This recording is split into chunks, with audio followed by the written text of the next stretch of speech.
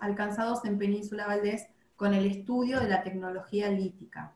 Ella estudia, bueno, todo lo que tiene que ver con la tecnología lítica de los grupos cazadores-recolectores de la costa de nuestra provincia, de la costa norte, sur y norte también. Así que bueno, yo le cedo el espacio ahora a Emilia y bueno, bienvenida Anaí, gracias. Hola, buenas tardes a todos, bienvenidos. Qué lindo estar nuevamente este domingo con ustedes y les pasamos algunos mensajitos.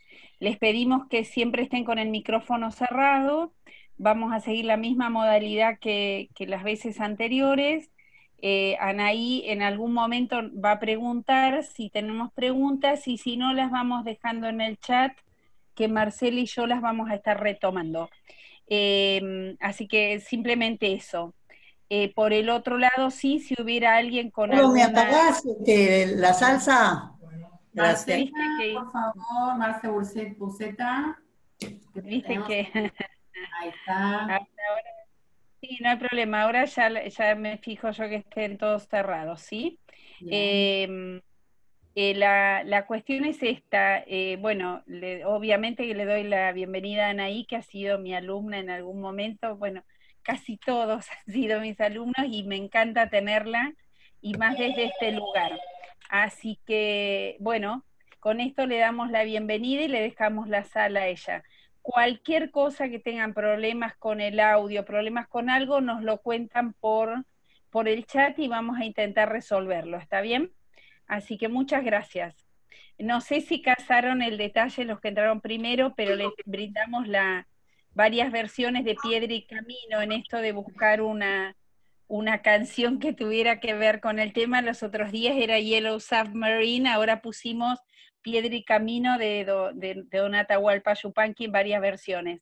Así que bueno, bienvenida Anaí y toda tuya la sala. Bueno, bien, muchas gracias. Buenas tardes para todas, para todos. Muchas gracias Emilia, Marcela, muchas gracias bueno, a la Asociación de Guías por poder participar de estos encuentros, de estas charlas. Bueno, como les comentaba Marcela, la presentación que voy a compartir hoy trata sobre los principales resultados que nuestro equipo de investigación, el Grupo de Arqueología de Costas del IDEAUS, del Centro Nacional Patagónico, que dirige la doctora Julieta Gómez Oteros, venimos llevando a cabo, venimos realizando hace varios años, tanto en la costa norte de la provincia de Chubut, como en la costa sur, que recientemente empezamos a investigar. En esta presentación voy más que nada a centrarme, les voy a contar más que nada sobre los resultados o sobre la información que nos brinda la tecnología lítica, la tecnología en piedra. ¿Cómo? Este tema, como decía Marcela, que me dedico ya hace varios años. ¿Se ve bien la presentación ahí, Emilia y Marcela?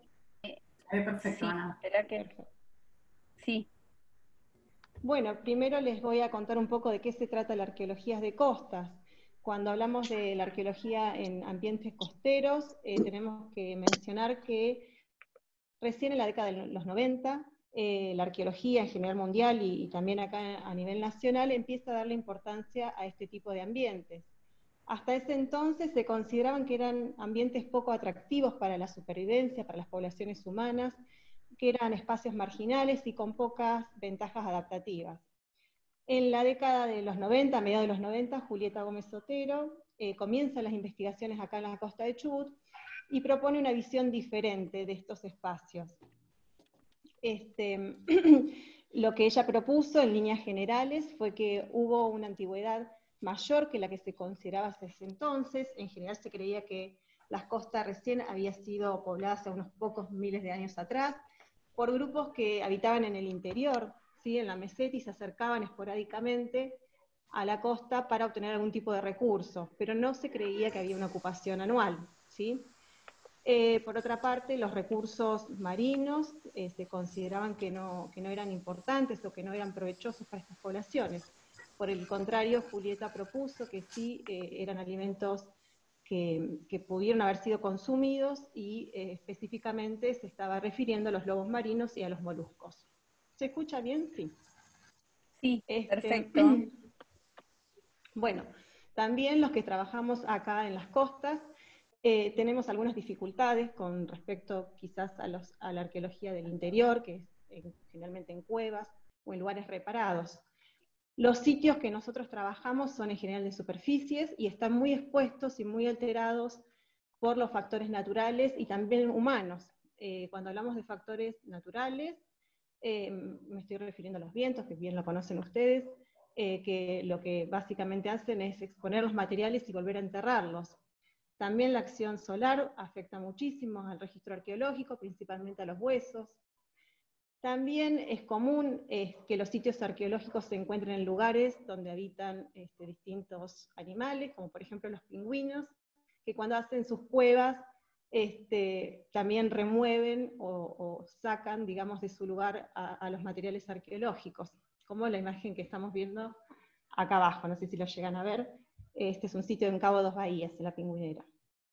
Por otra parte, también los sitios arqueológicos en la costa, al encontrarse cercanos en lugares de playa, recreativos, lugares turísticos, es muy común que sean visitados, y bueno, y es muy común también, o era muy común, la práctica de coleccionistas y aficionados, que generalmente levantan las piezas, alteran los sitios, y bueno, y eso genera también un importante daño y alteración al registro arqueológico.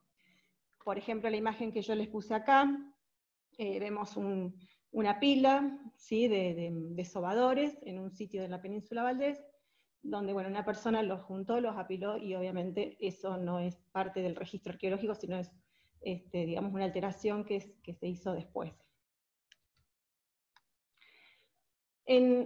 Cuando trabajamos en arqueología de costas, también lo que generalmente hacemos o utilizamos es una metodología distribucional, que consiste en ir registrando la presencia y también la ausencia de hallazgos arqueológicos a lo largo del espacio.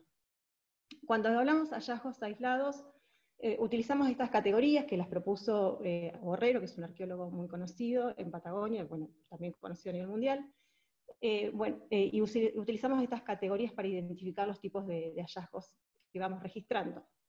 Cuando hablamos de hallazgos aislados, estamos hablando entre 1 y 5 artefactos, hablamos de una concentración arqueológica, cuando estamos en presencia entre 6 y 24 artefactos, y ya estamos refiriéndonos a un sitio arqueológico cuando esa concentración de material arqueológico supera los 25 artefactos.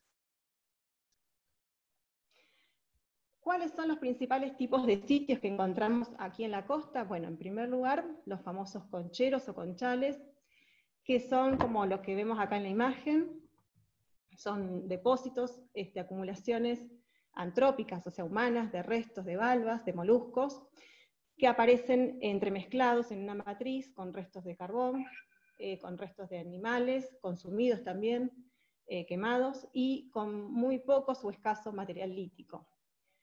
También son frecuentes los sitios fogones, que pueden aparecer sobre la superficie como manchones negros de tierra quemada, o también en los perfiles de las cárcavas. Los fogones son lentes delgadas, generalmente, donde encontramos mucho material orgánico quemado, carbón, y restos también de huesos de animales que fueron consumidos. En estos tipos de sitios también es frecuente encontrar rodados grandes o de tamaños medianos, quemados, termoalterados. Otro de los sitios que también son muy frecuentes son los en territorios humanos, ya sean individuales o múltiples. Generalmente aparecen también descubiertos por la acción del viento entre los médanos. También otro de los sitios característicos son los talleres líticos o los conocidos picaderos. En este caso son también material que aparece en superficie y que, bueno, lo que están mostrando son distintas etapas de la producción de la talla lítica. Otros tipos de sitios que no aparecen en la costa norte, pero sí son más frecuentes en la costa sur, acá de Chubut, son los sitios tipo canteras, que son lugares donde hay afloramientos de rocadura, en este caso estamos observando una toba, y hay evidencias de que los grupos humanos tallaron ahí y extrajeron o se abastecieron de rocas para luego llevarlo a su campamento base o localización y seguir el proceso de talla para construir algún tipo de instrumento. Las que tenemos abajo, acá también la imagen, Esto también es en la zona sur, en la costa sur, en la zona de Bahía Bustamante. También son frecuentes que aparezcan estructuras circulares de rocas, a veces son llamados chenques. En este caso no podíamos corroborar que se tratara de un chenque porque hicimos un pequeño sondeo y no había material adentro. Entonces las llamamos estructuras circulares ordenadas, pero por el momento de función desconocida. También en la zona sur, donde hay abrigos rocosos, donde hay presencia de roca dura, volcánica, estos afloramientos de ignimbritas, ahí también es frecuente encontrar reparos o abrigos rocosos con presencia de pinturas rupestres, como es el caso de este antropomorfo que vemos acá, de color rojo, en la zona de Cañadón Encerrado, que ahora les cuento un poquito más. Bueno, a pedido de Emilia y de Marcela, me pidieron que les cuente un poco de cómo trabajamos, qué tipo de actividades hacemos, tanto en el campo como en el laboratorio. Así que bueno, les voy a mostrar un poco algunas imágenes que ilustran cómo son nuestras actividades. Bueno, siempre el trabajo, obviamente, como en cualquier investigación, inicia con un proyecto. Elaboramos un proyecto para un área, para un tema específico. Nos proponemos ahí objetivos, hipótesis de trabajo, la metodología y un cronograma. En el caso nuestro de la investigación arqueológica, este proyecto es aprobado por la Secretaría de Cultura de Chubut, que es el organismo de aplicación de la Ley Nacional de Patrimonio, la Ley 1111. Una vez que tenemos los permisos y los avales, organizamos nuestras campañas y vamos al campo. Cuando estamos trabajando en un lugar nuevo, que no conocemos o no tenemos noticia de sitios arqueológicos, lo que hacemos es prospectar. En este caso lo que se hace son como rastrillajes, grupos de personas, más de 2, a distancias pautadas, 100 metros o menos, caminamos mucho, y bueno, íbamos registrando con un GPS, con una cámara fotográfica y una planilla, la presencia de material. También otro de las actividades que hacemos en el campo para recolectar información son los muestreos. Cuando estamos en presencia de estas concentraciones o de un sitio arqueológico de superficie, lo que hacemos es cuadrículas de 1 metro por 1 metro o de 4 por 4, depende de la extensión del sitio, y recolectamos todo el material que aparece en esa cuadrícula. Si observamos que hay potencia o hay posibilidades de excavar, hacemos excavaciones también a través de una cuadrícula, hacemos muchas veces submuestreos más pequeños, de 50 por 50, para evaluar bueno, la potencia de ese sitio. Y bueno, en ese caso, con herramientas muy delicadas, pinceles, cucharines, palitas, vamos levantando y bajando, descendiendo con mucho cuidado en la excavación, y todo el material que vamos recuperando lo vamos poniendo en bolsitas, cada una con su rótulo específico, que nos permite después saber cuál era su ubicación y su profundidad. También, bueno, todo el material, ese sedimento que vamos levantando con mucho cuidado, lo ponemos en vales y se tamiza. Todo pasa por una zaranda de tamiz fino, así si algún material muy pequeñito, alguna vértebra chiquitita, o alguna lasquita muy pequeña se nos fue, la recuperamos a través de la zaranda. Bueno, ¿qué hacemos? Con todo ese material que recolectamos en el campo, lo llevamos al laboratorio. Acá en estas imágenes vemos trabajando distintos arqueólogos y bioantropólogos del equipo. El material que recolectamos en el campo, como les decía, lo llevamos al laboratorio. Ahí separamos los distintos tipos de materiales, lo que es faunístico, lo que es cerámico, lo que es, si hay material bioantropológico. Cada uno de los especialistas en los temas sigue trabajando después con ese tipo de material. Por ejemplo, Ariadna Esboboda trabaja con fauna, entonces ella, una vez que están separados los materiales y acondicionados, sigue con sus estudios específicos de arqueofaunísticos. El material cerámico también se separa y es analizado por la especialista. Se separan las muestras para fechar, para hacer los estudios de antigüedad, radiocarbónicos, que se llevan a laboratorios de Buenos Aires y de La Plata. Es decir, que acá, en esta etapa, separamos todos los materiales, los acondicionamos y comienzan los estudios específicos. Bueno, como les decía, yo me dedico a la tecnología lítica, a la tecnología en piedra, y bueno, y básicamente lo que nosotros hacemos es tratar de reconstruir las distintas etapas o la secuencia de procedimientos que están involucrados en la elaboración de un artefacto, en este caso un artefacto en piedra. Entonces, lo que tratamos de reconstruir a partir de la evidencia del registro arqueológico es esas distintas actividades que los grupos humanos hicieron en el pasado para finalmente construir, usar y desechar sus instrumentos. Entonces partimos de la búsqueda de la materia prima, es decir, de dónde sacaban esas rocas para hacer sus herramientas, y nos interesa también esta primera etapa porque justamente nos da cuenta de cómo se movían por el espacio, si esa roca no estaba local y la traían, no era local, perdón, si la traían de otro lugar, entonces también eso nos brinda información sobre las interacciones sociales en el pasado, de los grupos con otros, y así varias preguntas que nos vamos haciendo relacionadas con el abastecimiento. También una de las segundas etapas tiene que ver con conocer cómo las elaboraban esas herramientas, y esto nos da información sobre el nivel técnico alcanzado por ese grupo y la presencia de tradiciones culturales. Otro de las etapas de esta secuencia de producción tiene que ver con el uso, con la funcionalidad. No solo con el uso específico que esas herramientas sirvió o se utilizó, ¿sí? Para cortar, para cazar, sino también dentro del sitio arqueológico qué tipo de actividades se estaba realizando en ese lugar, ¿sí? Si era un lugar de procesamiento de presas, si era un lugar de taller, etc.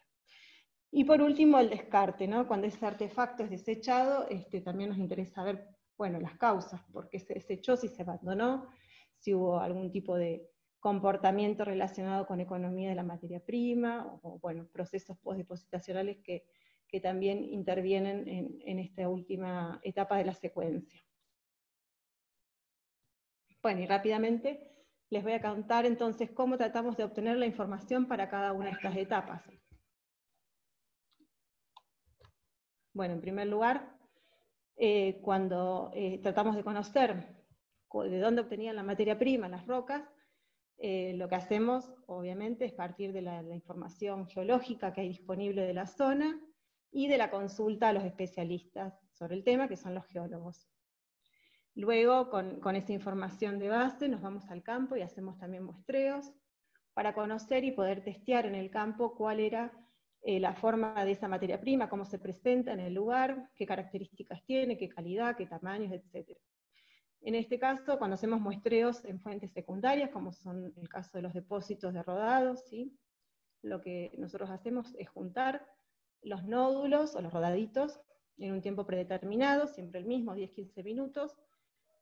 Todo ese material después también lo llevamos al laboratorio, lo observamos, lo medimos, y en el caso de que haya rocas que no podemos determinar macroscópicamente cuál es, también con la ayuda de los geólogos especialistas, hacemos cortes delgados, petrológicos, para poder identificar con precisión qué tipo de roca es, como la imagen de este corte que vemos abajo.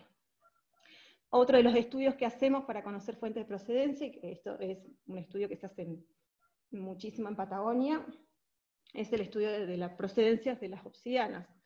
Las obsidianas es un vidrio volcánico que lo interesante es que tienen señales geoquímicas específicas, los elementos que las componen son propios en sus porcentajes, y cada uno de ellos permite, a través del estudio geoquímico, se puede determinar con certeza la fuente de donde proviene. Entonces, de esta manera podemos saber de dónde la traían o de dónde la intercambiaron.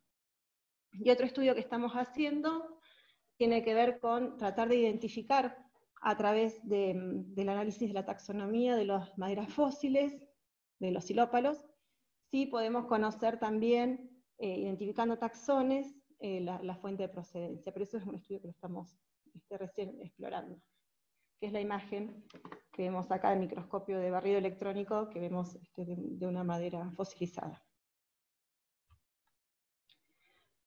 Otro de los pasos, entonces, que les decía, tiene que ver con el nivel técnico, conocer cómo las elaboraban a estas piezas.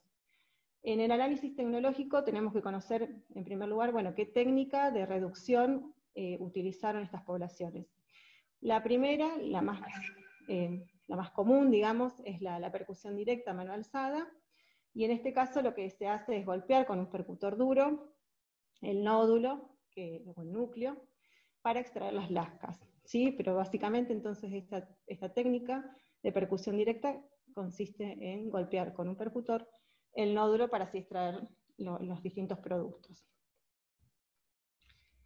Otro de las técnicas, que es la que luego se utiliza para darle forma, para formatizar la pieza y preparar su filo o la forma deseada, es la talla por presión. En este caso, como vemos en la imagen, lo que se hace es presionar los bordes, los filos de ese soporte o de esa lasca a través de un percutor blando. Un percutor blando, como los que vemos ahí, puede ser de asta o de hueso. Y se trabaja de una o dos caras, depende si se está buscando hacer un artefacto unifacial, por ejemplo un raspador, o si se está tratando de hacer un artefacto bifacial, una punta de proyectil, por ejemplo, donde se trabajan sus dos caras. Y otra de las técnicas de talla también, que fue muy utilizada, sobre todo acá en la costa norte, es la talla bipolar. En este caso lo que se hace es reducir los rodados, generalmente son de tamaño pequeño, con la ayuda de un soporte, de un yunque. Entonces también con un percutor duro se golpea el nódulo o el rodado, y de esta manera se puede hacer la primera reducción de la pieza. Se obtienen generalmente dos hemiguijarros, dos mitades de ese rodado original, y a partir de ahí ya se puede continuar trabajando esa lasca para, bueno, hacer algún artefacto. Las clases artefactuales, para repasar un poco, entonces las están integradas por percutores, como les decía recién, los percutores duros o los percutores blandos en hueso o en asta, el yunque, que es el soporte, por ejemplo, que utilizamos para la talla bipolar, los distintos tipos de núcleos, que son esa forma base original de la cual uno extrae las lascas para después poder usar de soporte para hacer el artefacto. Los núcleos tienen distintas formas según la técnica con la que se reducen. Acá estamos viendo la imagen de un núcleo que se llama laminar, justamente porque la extracción es bien prefijada, digamos, de una manera, y lo que se busca es extraer lascas que sean 2 veces mayores en largo que su ancho, ¿sí? Es un tipo de soporte específico que se hace con una técnica también específica. Las lascas, como les decía, son aquellas extracciones que se hacen del núcleo, tienen toda una serie de atributos que nosotros en el análisis tecnológico analizamos, medimos y caracterizamos para poder hacer nuestros estudios. Y después algunos de los artefactos también característicos o que son frecuentes encontrar, como por ejemplo los raspadores, las puntas de proyectil, etc. Ahí ya estaríamos en presencia de artefactos o de instrumentos terminados. Bueno, en el caso del uso, ¿para qué se utilizó la pieza? Generalmente con el análisis morfológico de la forma de la pieza, uno ya conoce para qué se utilizó. Pero en otros casos no es muy claro, la forma no siempre nos dice qué función pudo haber cumplido esa pieza, y por otra parte también, como estamos siempre en el campo de lo cultural, y ahí nos separa bastante tiempo y formas de vida con estas poblaciones, entonces muchas veces no sabemos para qué, hay artefactos que no sabemos cuál fue el uso. Entonces hacemos análisis experimentales, estudios experimentales, por ejemplo, en este caso era un artefacto que aparece de manera muy frecuente en la zona de la costa sur, que se conocen como filos denticulados, y bueno, la verdad es que no sabemos bien para qué se utilizaron. Estamos entonces haciendo estudios experimentales, probamos sobre lobo marino y sobre peces, o sobre pescados. Estamos viendo si la posibilidad de si se utilizó para descamar. Estos estudios los hicimos con colegas de La Plata, también con Mariano Reyes, un arqueólogo de acá de Puerto Madryn, Y bueno, ellos, especialistas en este análisis funcional de microdesgaste, lo que hacen es después mirar en microscopio los rastros que dejan esa actividad y ese movimiento sobre distintas sustancias. Se observan estos rastros de uso, microscopios de muy altos aumentos, y bueno, se comparan estas piezas experimentales hechas con las arqueológicas para tratar de determinar o aproximarse sobre qué se usó y cómo. Y otro de los estudios que hacemos relacionados ya con el descarte y digamos, con el cierre del ciclo, son los estudios de tafonomía lítica. En este caso, lo que hacemos también es sembrar en distintas geoformas, en distintos sustratos, piezas experimentales que nosotros realizamos, líticas, y bueno, ir evaluando con observaciones periódicas qué les sucede a esos materiales. Si, bueno, por ejemplo, en el caso de un médano, el sembrado que hicimos duró muy poquito tiempo y las piezas desaparecieron en cuestión de minutos. En la laguna, por ejemplo, durante 2 años la seguimos y no hubo muchos cambios, pero sí empezaron después a enterrarse, aparecieron fracturas, demás. O sea que vamos haciendo observaciones periódicas para ver cómo se van transformando o cuál es el grado en que impactan estos distintos factores postdepositacionales sobre el registro arqueológico lítico. Bueno, y hasta acá esta primera parte que les quise más o menos contar cómo trabajamos, cuáles son las preguntas de investigación que nos hacemos y cómo tratamos de resolverlas o de dar respuesta. No sé, Emilia, si hay alguna pregunta, Marcela, y si no, paso ya a contar algo de los resultados. Creería que no, ¿eh? Hasta acá no hay preguntas, Anaí. Así que seguimos, ¿sí? Bueno, perfecto. Bueno, entonces ahora, ¿sigo? Sí. Sí, te escuchamos perfecto y se ve perfecto el PPT, ¿sí? Bueno, genial. Bueno, como les decía, en esta segunda parte lo que voy a tratar de contar de manera muy resumida son los principales resultados que tenemos acerca de la forma de vida de estos grupos cazadores-recolectores que habitaron la costa norte y costa sur de Chubut, y en particular, bueno, me voy a referir a la tecnología lítica. El área de la costa norte incluye, como les decía, desde Arroyo Verde aproximadamente hasta Bahía Cracker, un poquito más al sur, e incluye la península Valdés. Bueno, en general la mayoría deben conocer, pero bueno, se trata de extensas playas, con presencias de campos de dunas, bajadas litorales y cordones litorales.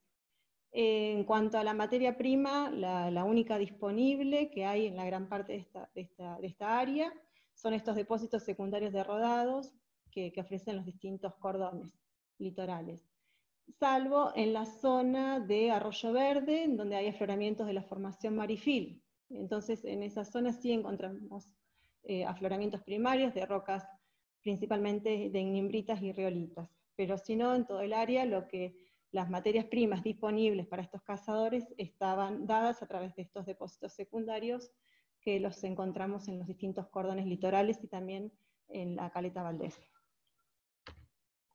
en península.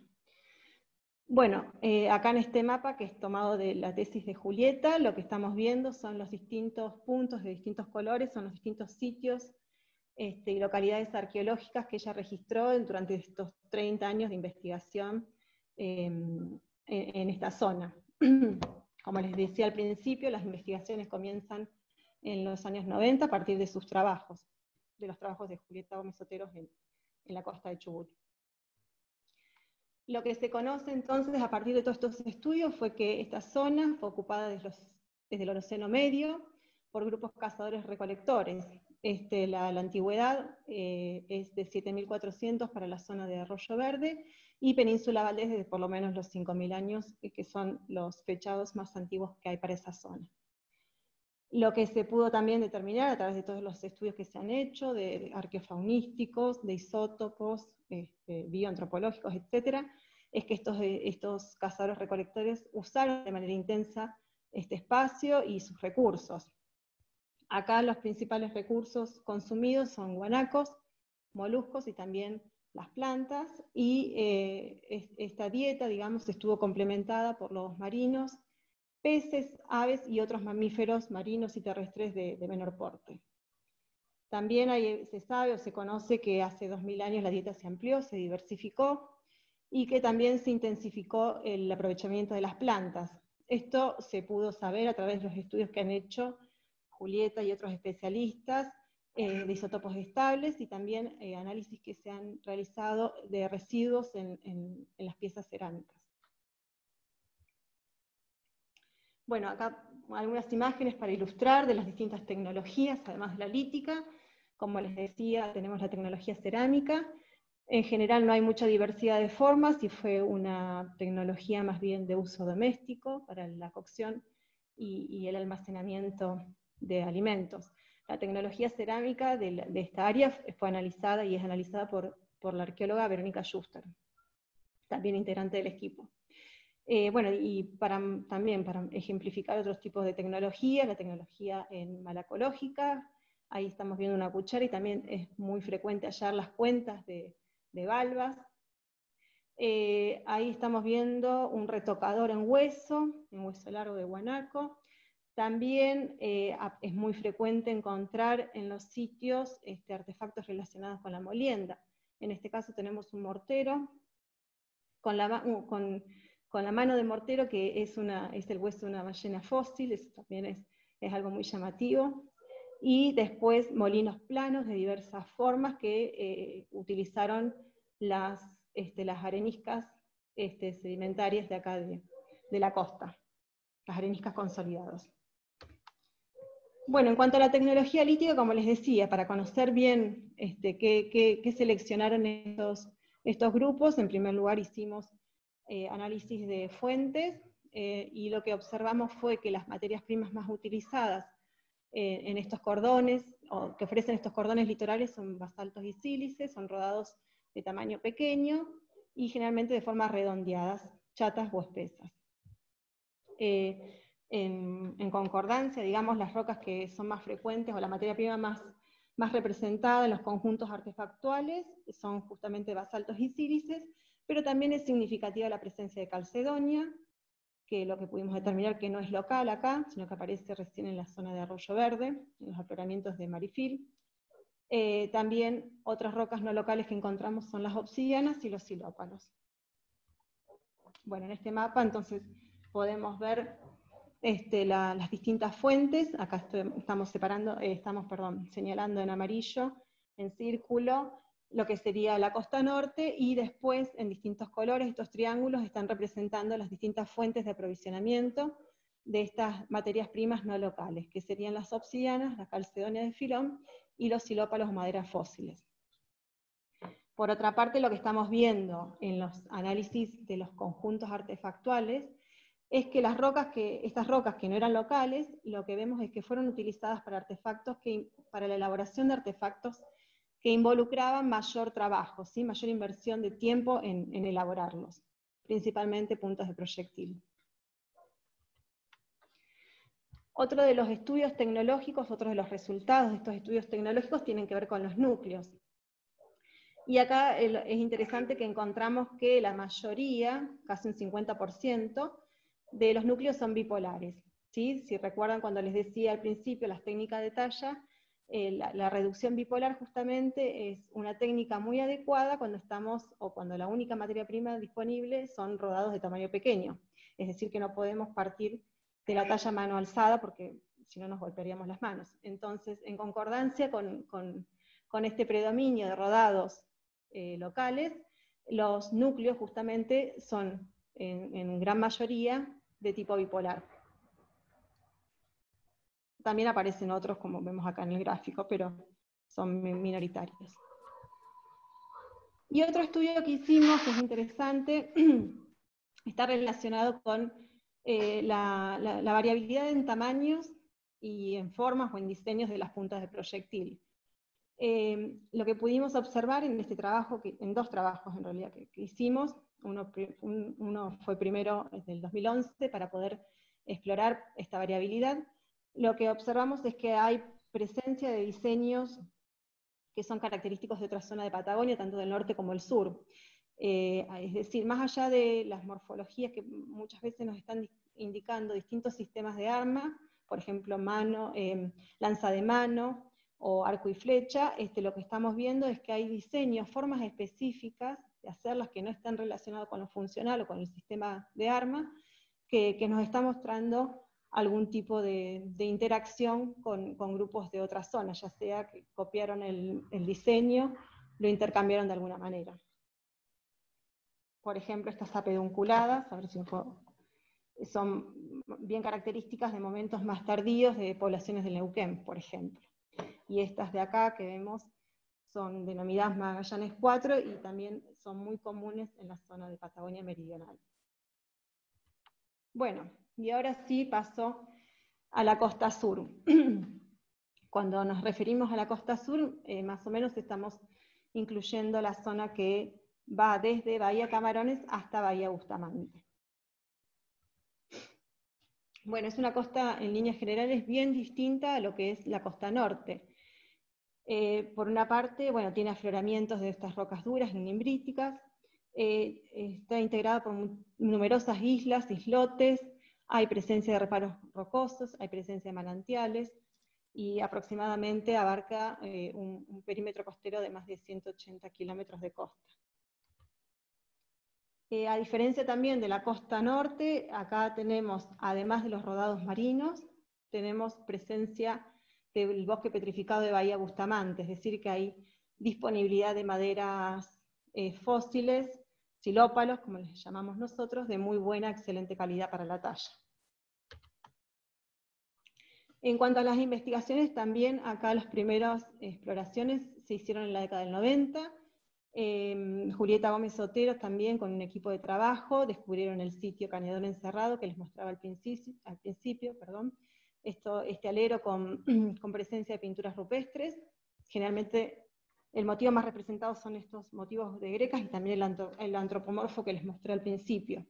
Y otro sitio de superficie, el Medanal. Luego, en el año 99, también realizaron una exploración a lo largo de la costa desde Madrid hasta un poquito más al sur, y en el sitio Cabo Dos Bahías y en la zona de Cabo Dos Bahías identificaron el sitio La Pingüinera. Luego, con la creación en el año 2009 del Parque Marino, Soledad Caracoche y los guardaparques de parques nacionales hicieron un relevamiento en la zona, identificaron muchísimos sitios y también dieron aviso al equipo de arqueología, a Julieta, del estado de preservación de estos sitios, ¿no? Y del riesgo. Bueno, finalmente en el 2017, a través de una beca postdoctoral, comenzamos a trabajar en la zona con un proyecto de investigación y luego el año pasado obtuvimos este subsidio y nos permitió seguir las investigaciones para el sector sur del Pintuca. Separamos entonces el parque en dos grandes sectores, también el norte y el sur, y estas son todas las localidades que venimos analizando. El año pasado, gracias a este subsidio, hicimos 3 campañas en un año y hemos obtenido más de 10 fechados y un montón de estudios en curso que nos están dando muchísima información sobre esta área que no había sido trabajada hasta entonces. Bueno, entonces a partir de estas investigaciones que iniciamos recientemente en esta área, pudimos conocer la antigüedad del poblamiento. Como les decía, no había ningún tipo de información, más que saber que había sitios arqueológicos. Los fechados entonces nos dieron una antigüedad de 5.800 años ante el presente, también del Holoceno Medio, y los estudios que estamos realizando también nos están mostrando que hubo un uso intensivo y continuo de este espacio. En cuanto a la dieta, los estudios que está haciendo Ariadna Svoboda, lo que está mostrando es que hay un predominio de los recursos marinos por sobre los terrestres. Acá se destacan en los conjuntos arqueofaunísticos principalmente los pinípedos, y también moluscos y aves, pingüinos y cormorán. En cuanto a la tecnología, también, y en concordancia con con la presencia de un bosque, de una fuente primaria de xilópalos, lo que estamos observando en los sitios que venimos analizando es que predomina ampliamente esta materia prima. Y también un trabajito que recientemente hicimos con Alberto Pérez de la Universidad de Chile y Julieta, sobre las obsidianas nos mostraron que se utilizaron al menos 4 fuentes. Lo interesante es que tanto la fuente de Sacanana, acá están los valores en el gráfico, como la de Pampa del Asador, que es la fuente que se encuentra en Santa Cruz, que es una de las que aparece en casi todos los sitios de Patagonia Argentina chilena, son las más representadas, ¿no?, en esta área.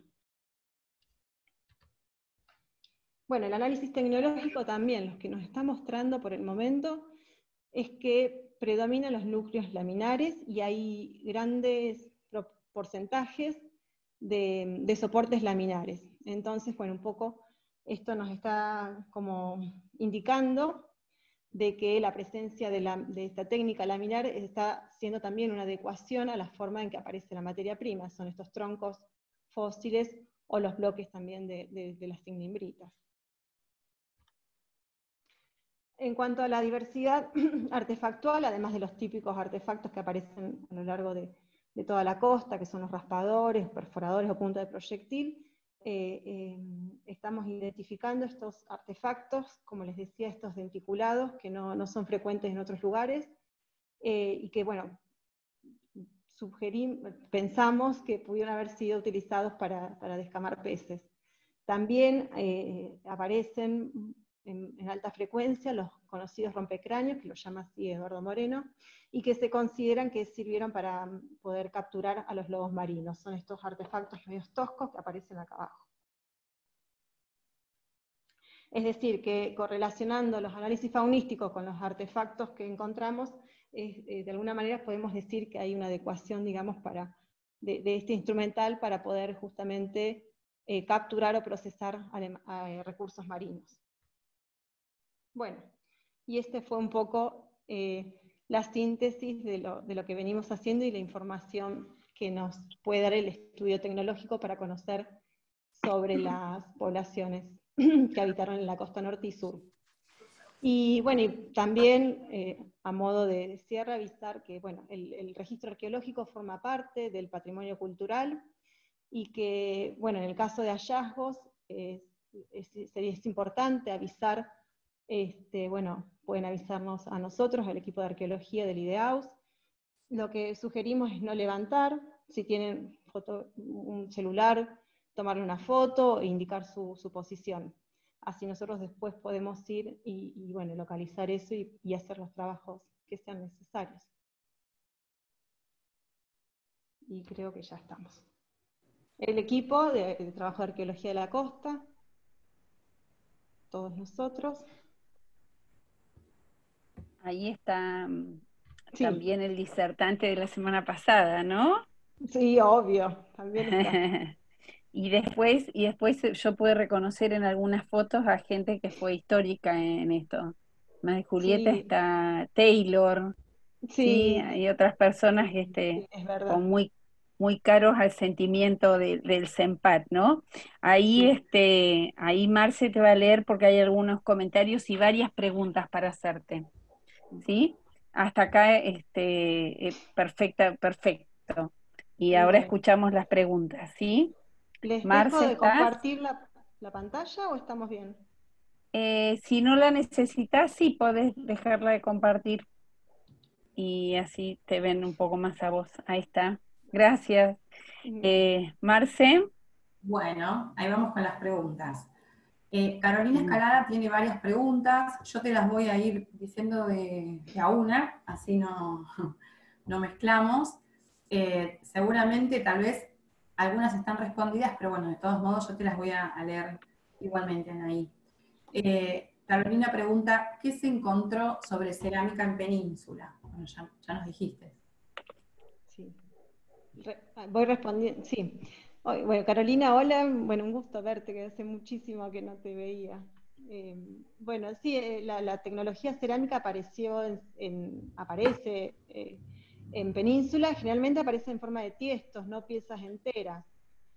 No es frecuente encontrar las piezas enteras. Sí sabemos de coleccionistas que tienen y algunos las han y permitieron verlas para analizarlas. Los análisis de tecnología cerámica, como les decía, los hace Verónica Schuster, que hizo su tesis doctoral, que es también integrante del equipo, ¿no? Bueno, y la verdad es que con su trabajo se pudo conocer muchísimo, se pudo conocer, por ejemplo, la forma en que levantaban estas piezas, un estudio que hicimos juntas a través de la técnica de radiografías de rayos X, nos permitió ver la forma de elaborarlas, de cómo levantaban las piezas, y sabemos que lo hacían a través de rollos o de rodetes. También otra de las técnicas que pudimos identificar en estas imágenes radiográficas fueron la técnica del pellizcado, ¿sí? Que se van levantando las piezas como hacen los niños. Y apareció una muy rara también por moldes, que no es común, pero en general la mayoría de las piezas se levantó por rollo. Es muy divertido el nombre de técnica del pellizcado, ¿no? Sí. Sí, un La dato... traducción es más o menos esa, sí. Un dato importante para darle a los turistas, que existe una técnica del pellizcado cuando trabajan en sí, esto. sí. Es así la Bien, traducción. bien. ¿Qué más, Marce? Teníamos más, ¿no? Sí. Carolina también pregunta, ¿el raspador de peces o microdevastador es de obsidiana o de qué materiales? No son raspadores, son filos denticulados y aparecen más que nada en sílices. La obsidiana es muy buena para cortar, tiene un filo excelente, pues casi todas las poblaciones del mundo la utilizaban por su excelente calidad para cortar. Pero no para raspadores no es común, no es frecuente encontrar. Y estos filos denticulados que les decía que hicimos la experimentación en distintos soportes, generalmente los encontramos en sílices, bueno, en cualquier roca con sílices, ya sea una calcedonia, o también en las maderas fósiles, en los silópalos. Bien, perfecto, Ana. La siguiente, que también es de Carolina, tiene que ver con que si se encontraron herramientas realizadas con madera, petrificadas, por ejemplo, y si se encontraron percutores en Península Valdés o en la zona trabajada en el último estudio. De la primera, lo que se encontró fósil utilizado que les mostré fue esa mano de mortero que se encontró en Península Valdés, es decir, que había un fósil y lo aprovecharon, en este caso como mano de mortero. Los silópalos, sí, también hay herramientas en silópalos, en madera fósil. Y no me acuerdo cuál fue la otra pregunta. Y si se habían encontrado, bueno, percutores en Península o en la zona trabajada en el último estudio. Sí, los percutores aparecen, sí, son frecuentes, sí, no es algo raro encontrar. Y los identificamos porque es un rodado generalmente de un peso que tiene buen agarre, y lo que tiene son en uno de los extremos como melladuras, como, bueno, que es producto del golpeteo, ¿no? Del golpe que es la función del percutor. Por eso los identificamos de cualquier otro rodado que sea natural y que no tenga rastro de haber sido utilizado por los grupos humanos. Bien, yo imagino, y esto es una apreciación mía, que ustedes deben tener la visión, la vista súper entrenada, como que por ahí nosotros, no sé, imagino que veremos piedras solamente, pero ustedes pueden identificar qué instrumento es fácilmente, o estoy equivocada. Sí, tal cual. Sí, es como todo, es un entrenamiento.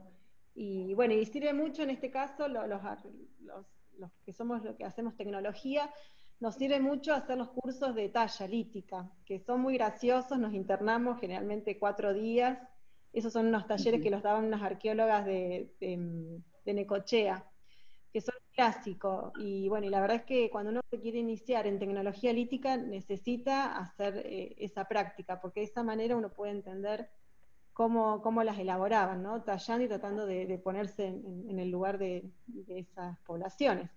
Claro. Y son muy graciosas porque obviamente uno no está adiestrado y primero te golpeás, siempre te terminás sangrando, bueno, pero más allá de que yo no soy especialista, hay talladores muy buenos, las imágenes que le mostré fue un curso que hicieron Eduardo Moreno y Mariano Reyes, también arqueólogos de acá de nuestro instituto, del IDEAUS, del CEMPAT.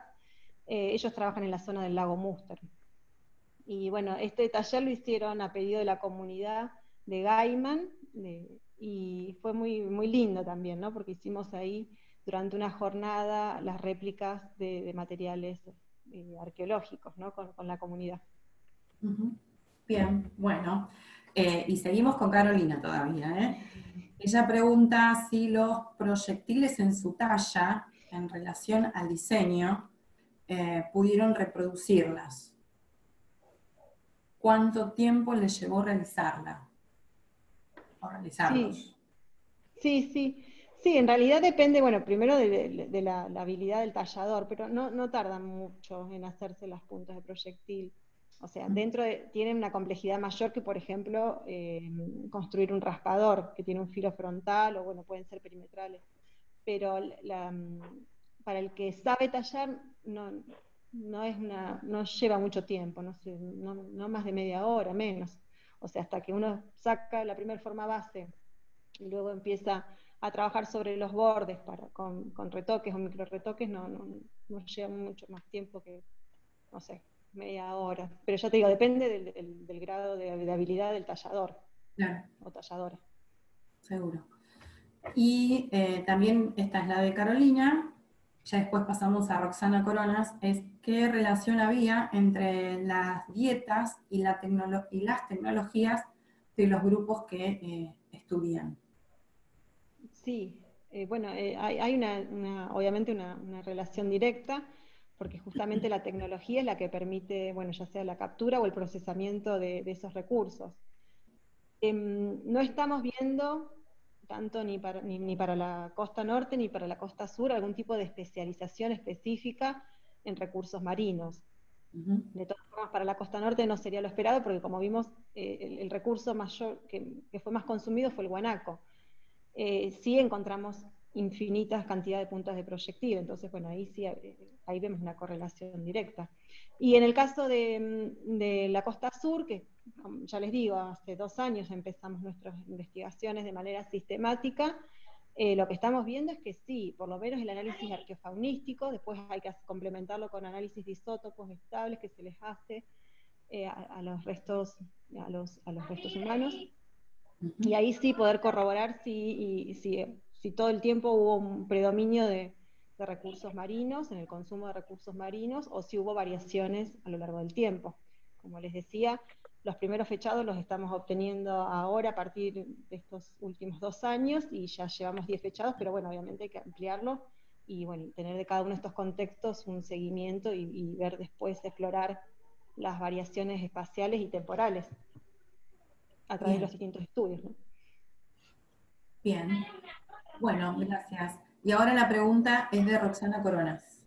Ella pregunta, ¿cuánto tiempo le lleva tener los resultados de una campaña? Sí, bueno, bastante porque, como les decía, por ejemplo, siempre depende también del proyecto, de los subsidios, de varios factores, ¿no? En el caso de la costa sur, que bueno, el subsidio lo obtuvimos es por 1 año.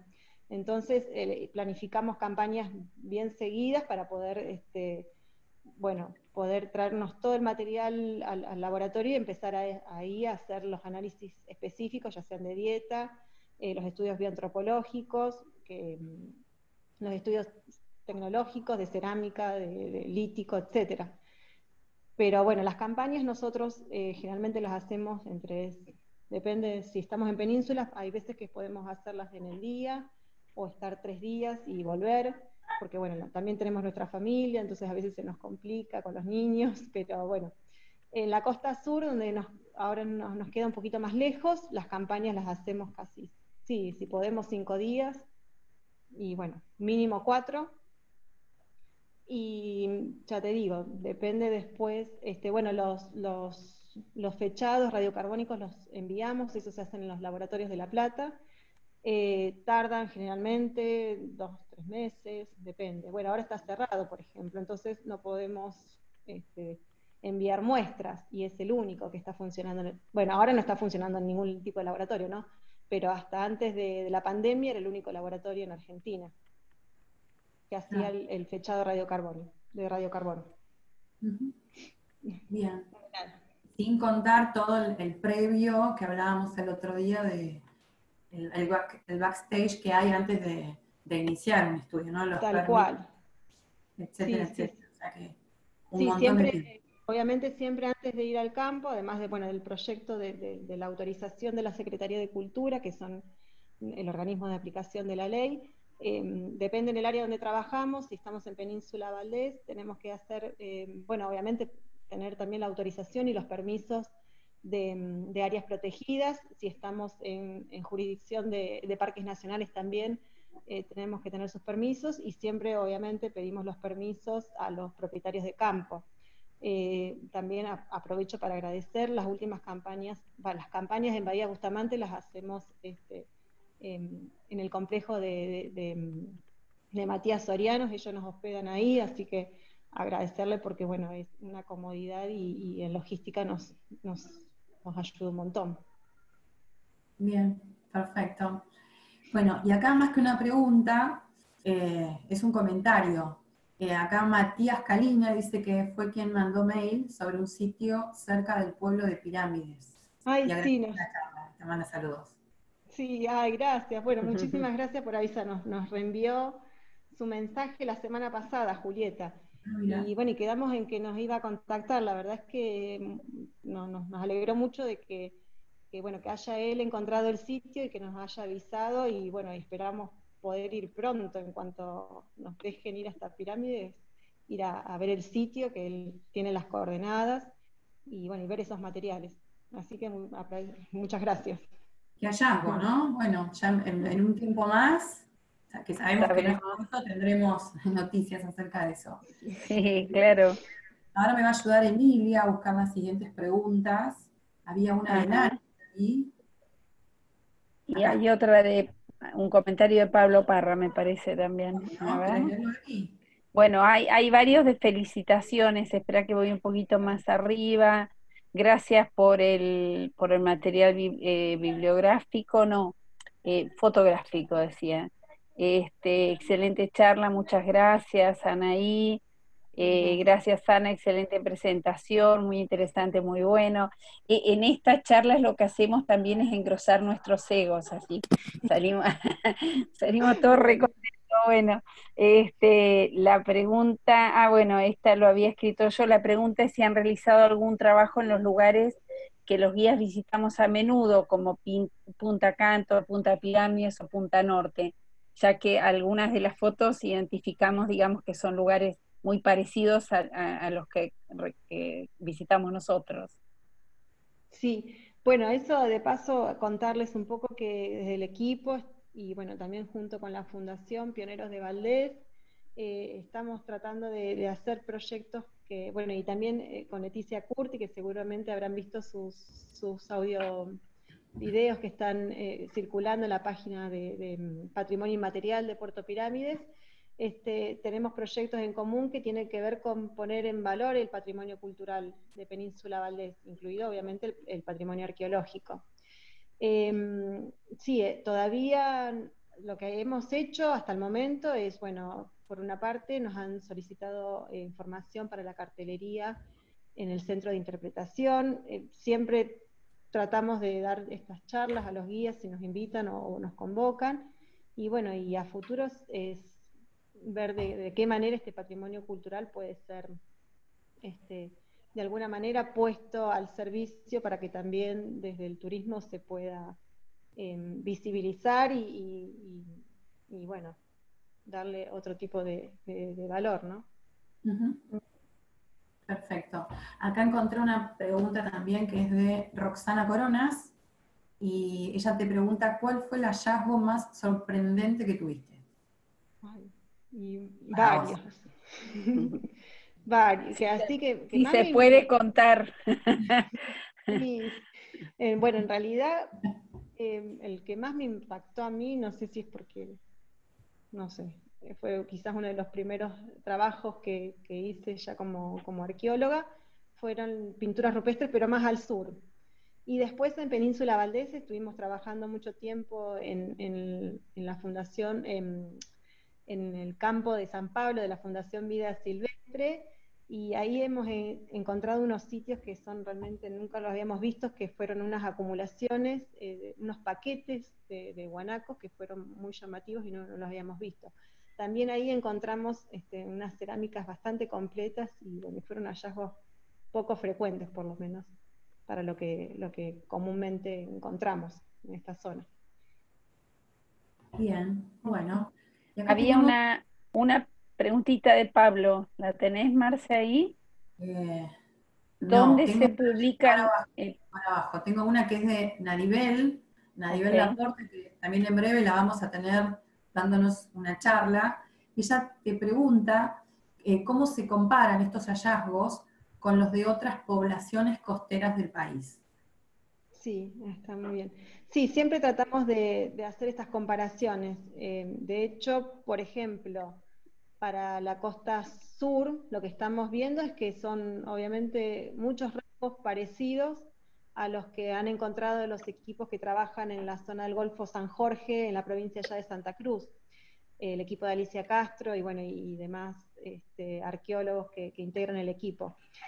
Por ejemplo, nosotros estamos esperando encontrar los arpones de hueso, que ellos, por ejemplo, sí los tienen.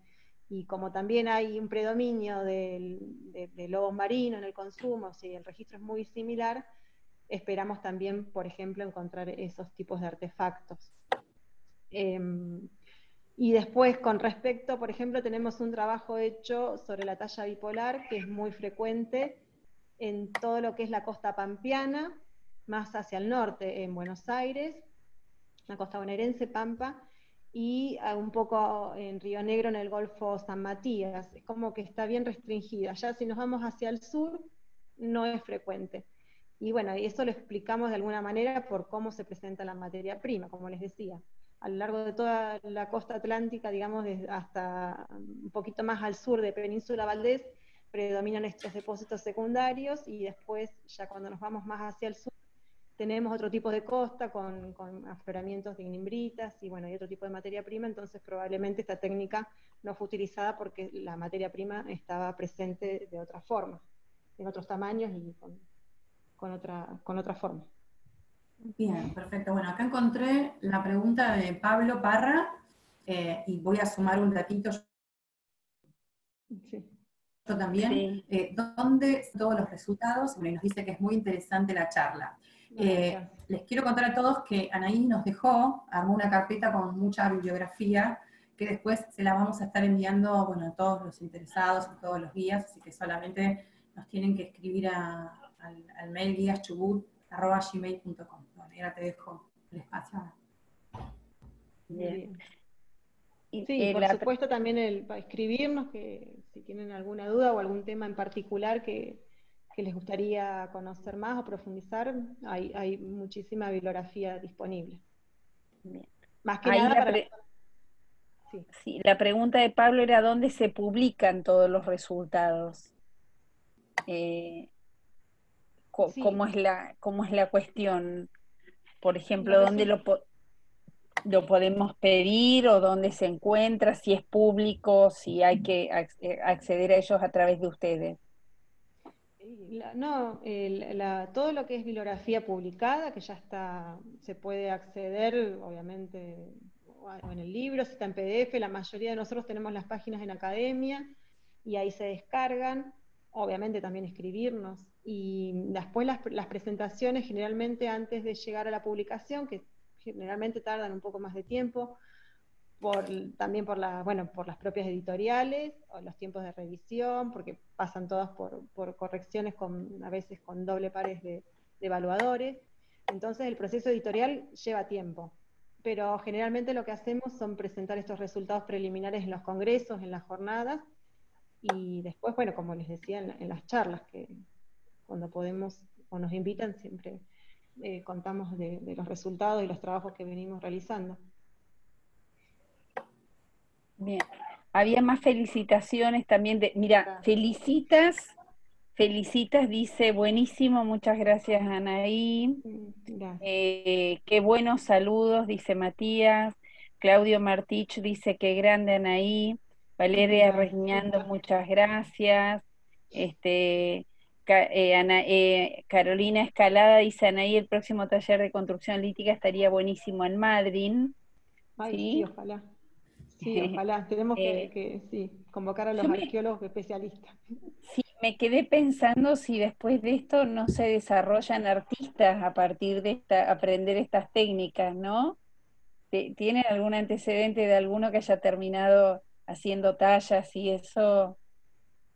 No, bueno, no recuerdo, no, pero sí, es un trabajo artesanal, por supuesto que también Pero me se usa. encantó. Ese dato, por ejemplo, nunca se me hubiera ocurrido, que alguien para estudiar esto tuviera que manejar las técnicas.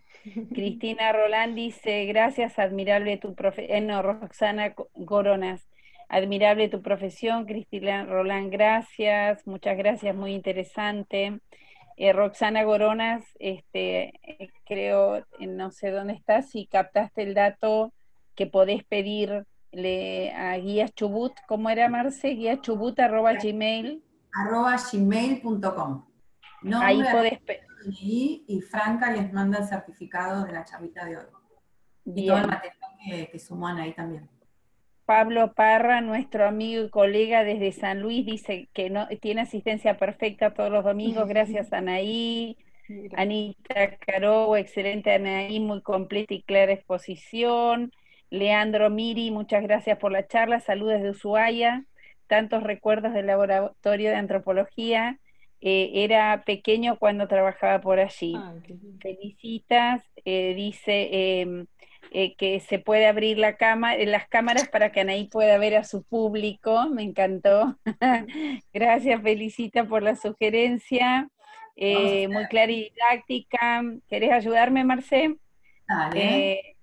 Dale, Roxana Goronas dice, sí, gracias, podemos aplaudir. Podemos aplaudir, ya se viene el rostro de todos. Bueno, vamos con el aplauso ahora, Bien. dale. Abran los Y micrófonos si quieren. lo que les pedimos es que abran micrófonos, aplaudimos y te agradecemos mucho, Anaí. Seguramente Bueno. vamos a estar conversando en otro momento. Para todos, Muchas gracias. le aplaudimos y ahora les paso bien. Bravo.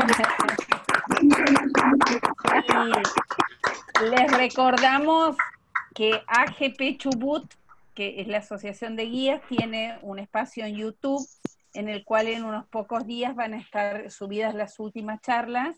Sería importante que se suscribieran, que entren en el YouTube de AGP y se suscribieran para que cada vez que publicamos algo les llegue. Claro. Y también le pueden poner me gusta a nuestra página, sería Marce, del Facebook, así Sí. se llama. Sí, si ponen me gusta, también estarán viendo lo que publicamos. Así que... por favor, Emilia, ¿cuál es la dirección del YouTube, o sea, el nombre para entrar en YouTube? AGP Chubut. ¿Cómo? AGP Chubut. AGP Chubut. Bueno. Así de simple. Perfecto, no está bien, no había entendido. Como para el Facebook, como para el Twitter, como para el canal del Chubut, para el canal de YouTube, es AGP Chubut. La pandemia nos ha puesto re tecnológicas y modernas, así que bueno, les mandamos un beso para todos y en especial para Anaí.